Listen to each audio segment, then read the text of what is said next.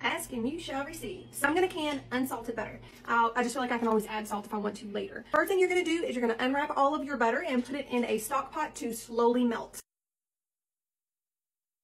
While I'm melting this down, I'm going to make sure that I stir it constantly because you don't want to burn your butter. So I've got it on the lowest setting that my stove will go. Notice as it starts to melt down that there's going to be some foam settling to the top. That's supposed to happen, and that's okay. I don't think that you absolutely have to get the foam off. That just happens to be how I learned how to do it. My jars are almost done in the dishwasher. While I'm still keeping my butter nice and warm and melted, I also have started my canner. Now, I've just filled that to 3 quarts. I also added a little bit of vinegar because we have hard water, and this just keeps the jars from getting really cloudy. I'm now ready to fill my hot jars with my hot butter. I'm going to use my canning funnel.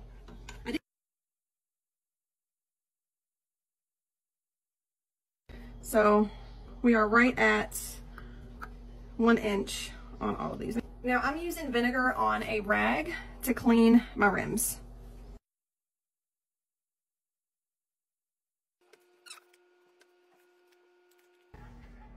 Remember that this canner is warm.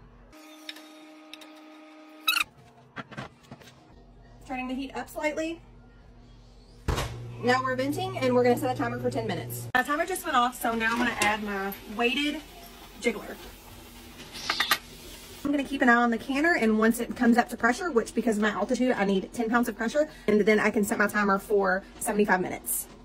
I'm at pressure, so I'm going to set my timer. Just like with anything else that you pressure can, you want to make sure that your pressure doesn't drop below the necessary amount of pressure you need for your altitude. If it does, you're going to have to reset your timer once it gets back up to pressure. Once the timer goes off, I'm going to shut off my fire and just wait. You want to not do anything at all, not even take your weight off until your pressure drops all the way down to 0 and your button drops down. Don't touch it at all. Now that my pressure is all the way down and the button is off, I'm going to go ahead and remove my weight. Make sure that when you're popping your lid off, you always pop it off away from you. Otherwise, you're going to get a lot of hot steam in your face. Now I'm going to let it sit like this for just about 10 minutes, and then I'll remove the lid completely.